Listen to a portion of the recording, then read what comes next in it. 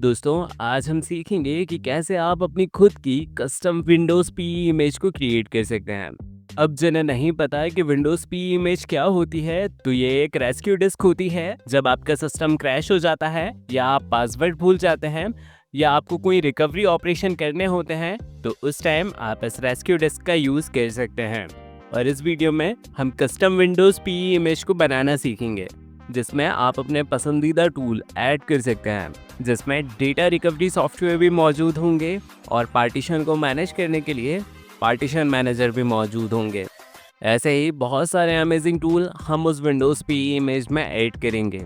ये बेहद काम की चीज़ है, और अगर आप कंप्यूटर रिपेयरिंग और ट्रबल शूट या डेटा रिकवरी में इंटरेस्टेड हैं, तो ये वीडियो आपके लिए बहुत इंपॉर्टेंट है। चलिए बिना किसी देरी के इसे शुरू करते हैं और जानते हैं कि कैसे आप अपनी खुद की विंडोज़ पीई इमेज को क्रिएट कर सकते हैं। सबसे पहले दोस्तों आपको इस लिंक पर आ जाना है। ये लिंक आपको मैं डिस्क्रिप्शन में प्रोवाइड कर दूंगा। यहाँ से आपको विंडो 10 XPE को डाउनलोड कर लेना है। नीचे आप आएंगे तो आपको यहाँ पर विंडोज़ XPE प्रोजेक्ट देखने को मिल जाएगा। आप इस पर क्लिक कीजिए तो आपको यहाँ पर मेगा का लिंक ओपन हो जाएगा। यहाँ से आप इसे डाउनलोड कर सकते हैं। मैंने इस सॉफ्टवेयर को ऑलरेडी डाउनलोड करके रख लिया है। अब दोस्तों इस सॉफ्टवेयर के बाद आपको ज़रूरत पड़ेगी विंडोज़ 10 या विंडोज़ 11 की इमेज की। तो इसके लिए आप सर्च कर लीजिए विंडोज़ 11 ISO डाउनलोड। हमने ये सर्च किया और यहाँ पे आपको ऑफिशियली माइक्रोसॉफ्ट की वेबसाइट का पहला लिंक देखने को मिल जाएगा।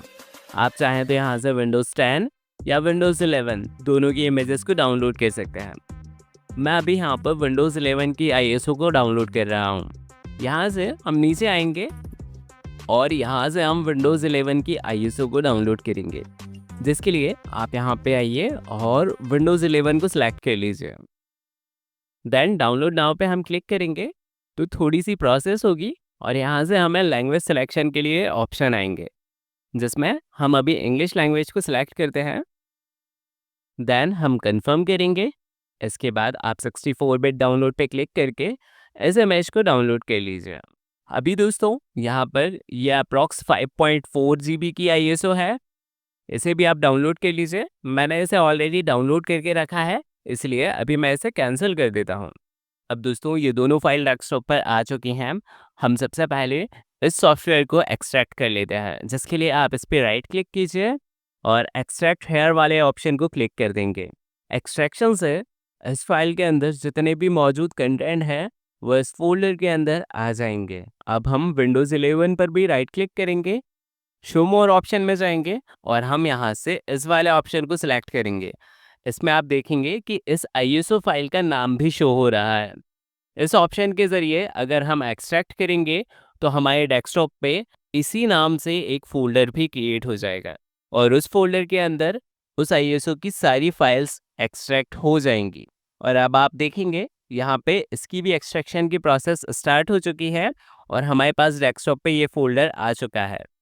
अब यहाँ पर ये दोनों फाइलों के कंटेंट इन दोनों फोल्डर्स में एक्सट्रैक्ट हो चुके हैं। अब आप चाहें तो इन दोनों फाइल्स को डिलीट भी कर सकते हैं। कंटेंट एक्सट्रैक्ट हो जाने के बाद आप इन दोनों फोल्डर्स को सिलेक्ट कीजिए, राइट क्लिक करेंगे और इन्हें कट कर लीजिए। हम इन्हें दूसरी लोकेशन में पेस्ट करेंगे।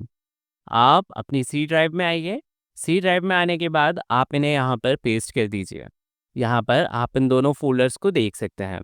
ये दोनों फोल्डर्स सक्सेसफुली पेस्ट हो चुके हैं और सबसे पहले आपको यहाँ पर विंडोज़ 10 XPE वाले फोल्डर को ओपन करना है। यहाँ पे आपको इनकी EXE फाइल देखने को मिल जाएगी, जिस पे आप राइट क्लिक करके इसे रन एज़ एडमिनिस्ट्रेशन करके ओपन कीजिए।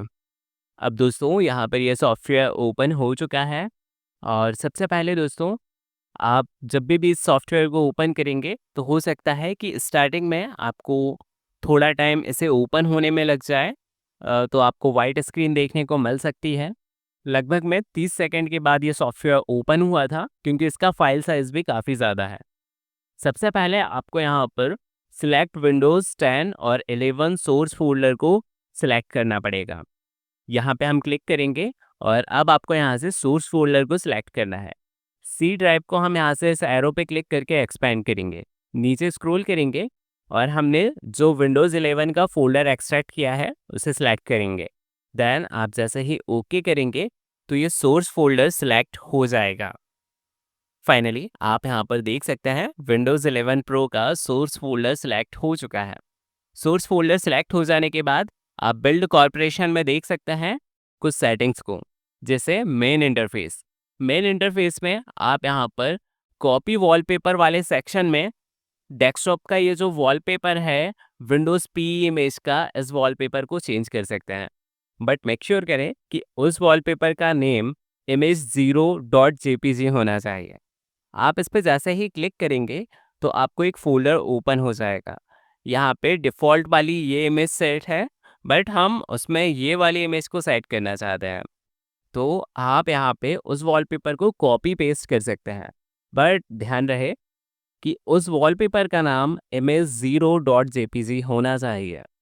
देन आप यहाँ पर यूज़र लोगो भी सेट कर सकते हैं। कॉपी यूज़र लोगो पे क्लिक कीजिए और उस यूज़र लोगो को आपको यहाँ पर ऐड करना है। मैं फ़िलहाल में अपने चैनल का आइकॉन यहाँ पर ऐड करना चाहता हूँ, इसलिए लोगो वाले सेक्शन में आके मैं इस इमेज को यहाँ पर कॉपी कर दूँगा। अभी इस इमेज का नाम यहाँ पर लोगो राउंड है, बट यहाँ पे हमें शोकेस किया है कि उस इमेज का नाम user-200.png होना चाहिए, जो कि यहाँ पे हमें दिख रहा है। तो हम इस नेम को कॉपी कर लेंगे और अब आप इस इमेज को यहाँ से डिलीट कर दीजिए और उसी नाम को हम यहाँ पर पेस्ट कर देंगे। अब हमारी यहाँ पे ये इमेज सेट हो चुकी है। यहाँ पर कॉपी साउंड का ऑप्शन भी है।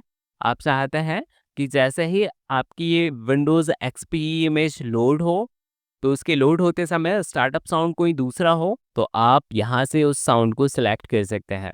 अब दोस्तों, ये सारी सेटिंग्स हो जाने के बाद आप एडिशनल ऑप्शन में आइए और यहाँ से आप एडमिनिस्ट्रेशन नेम चेंज कर सकते हैं। फिलहाल मैं यहाँ पे एडमिनिस्ट्रेशन नेम साइबरड्राइड दे देता हूँ। अब इसके बाद दोस्तों आपको, इसलिए अब हम ऐप्स वाले ऑप्शन में चलते हैं। इसे हम यहाँ पे क्लिक करके एक्सपेंड कर लेंगे और अब आपको कई सारी एप्लीकेशन देखने को मिल जाएंगी।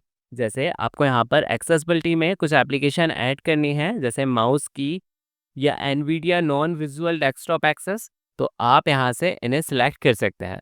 सिंपली आप इसे एक्सपेंड कीजिए और इन पे टिक मार्क लगा सकते हैं। बट मुझे ये सारी चीज़ें अभी ऐड नहीं करनी, तो मैं इसे स्किप कर देता हूँ। मुझे यहाँ से सीडी डीवीडी में इमेज बर्नर को ऐड करना है। तो इमेज बर्नर की इमेज आप यहाँ पे देख सकते हैं। ये सॉफ्टवेयर बेसिकली किसी भी फोल्डर को आईएसओ में कन्वर्ट कर सकता है और आपकी सीडी की इमेज फाइल भी बना सकता है। तो ये एक बहुत ही ज़रूरी सॉफ्टवेयर है, इसलिए हम इसे यहाँ से सिलेक्ट कर लेते हैं। आप चाहें तो आईएसओ मैनेजर भी सिलेक्ट कर सकते हैं। ये भी बहुत ही इम्पॉर्टेंट सॉफ्टवेयर है। इसके बाद कंपोनेंट्स में चलते हैं हम। यहाँ पे कुछ इम्पॉर्टेंट सॉफ्टवेयर्स हैं, जैसे अगर आपको कोई जावा की रिक्वायरमेंट है तो आप यहाँ से उस जावा फाइल को सिलेक्ट कर सकते हैं, या डायरेक्ट एक्स या ब्लूटूथ डिवाइस सपोर्ट चाहिए आपको इस विंडोज़ पी इमेज में, तो आप इसे भी इनेबल कर सकते हैं। जब भी आप कोई डोंगल अटैच करेंगे तो ये उस डोंगल को डिटेक्ट कर लेगा।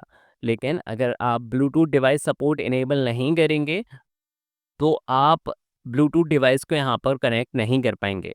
वैसे ही अगर आप एमटीपी वाले ऑप्शन को इनेबल नहीं करेंगे तो आप मोबाइल से उस विंडोज़ पी इमेज में डेटा को ट्रांसफ़र नहीं कर पाएंगे।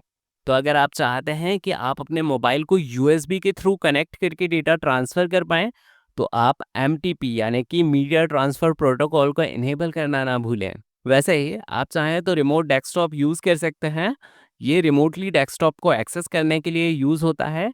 ये भी एक इम्पॉर्टेंट फीचर है, अगर आप इसे जानते हैं तो आप इसे यूज़ कर सकते हैं। वैसे ही अगर आप इस विंडोज़ पी इमेज से वेबकैम कनेक्ट करना चाहते हैं तो आप वेबकैम को ज़रूर टिक लगा दीजिए। अच्छा, हम कोई भी एप्लीकेशन यहाँ पर चेक मार्क लगा रहे हैं तो आप यहाँ पे कुछ ऑप्शंस देख रहे हैं, जैसे डेस्कटॉप शॉर्टकट। अगर आप इसे इनेबल कर देंगे तो यहाँ पर डेस्कटॉप पे उस विंडोज़ पी इमेज में उसका शॉर्टकट आ जाएगा। वैसे ही स्टार्ट मेन्यू शॉर्टकट इस मेन्यू में उस आइटम को ऐड कर देगा। वैसे ही यहाँ पे ऑप्शन है पिन टू टास्क बार। अगर आप इस ऑप्शन को सिलेक्ट कर देंगे तो वो एप्लीकेशन इस टास्क बार में पिन हो जाएंगी। यहाँ पर कंपोनेंट वाले सेक्शन में मैं इन्हीं एप्लीकेशन को यूज़ कर रहा हूँ। फाइल टास्क में आप 7-zip यूज़ कर सकते हैं बट मुझे ये एप्लीकेशन उतनी ख़ास पसंद नहीं है, इसलिए मैं इसे अनचेक कर देता हूँ।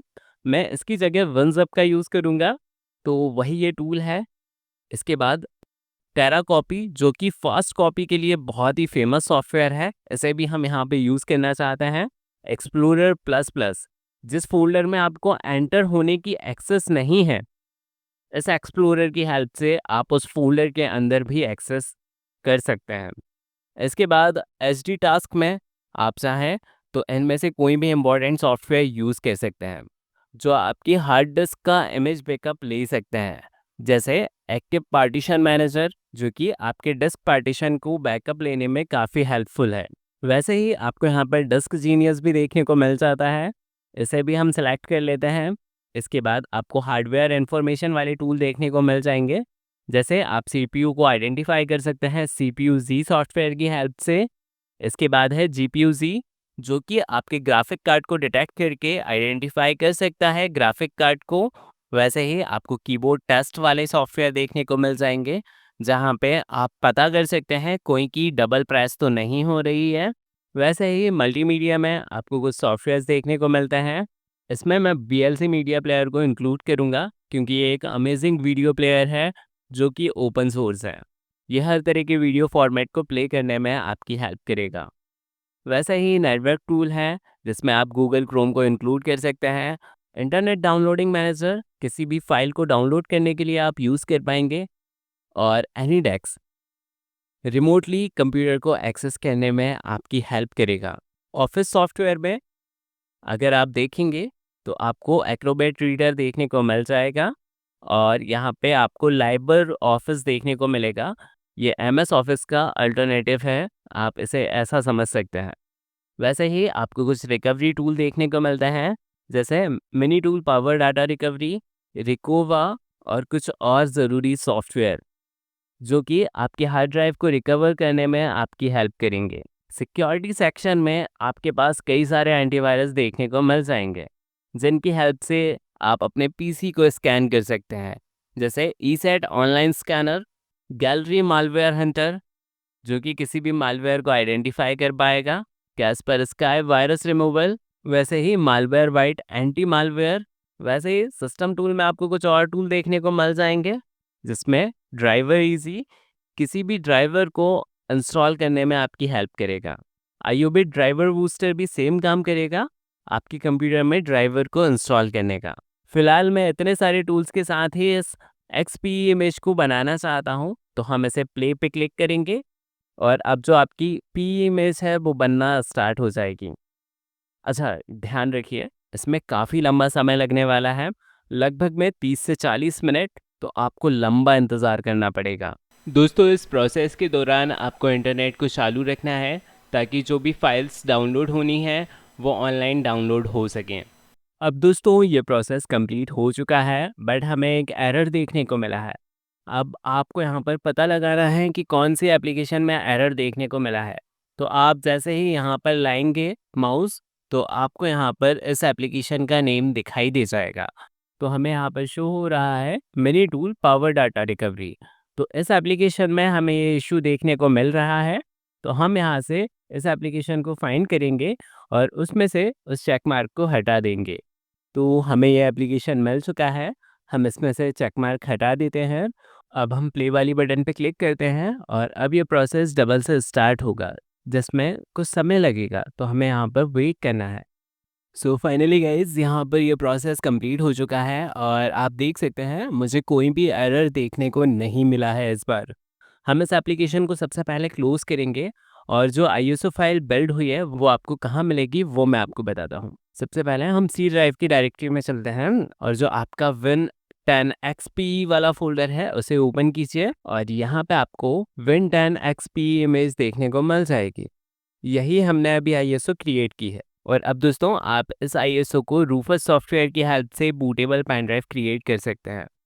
सो दोस्तों, अगर आपको ये वीडियो अच्छा लगा हो और इस वीडियो से कुछ नया सीखने को मिला हो, तो प्लीज़ इस वीडियो को लाइक, कमेंट और शेयर ज़रूर करें, और मुझे सपोर्ट करने के लिए मेरे चैनल को सब्सक्राइब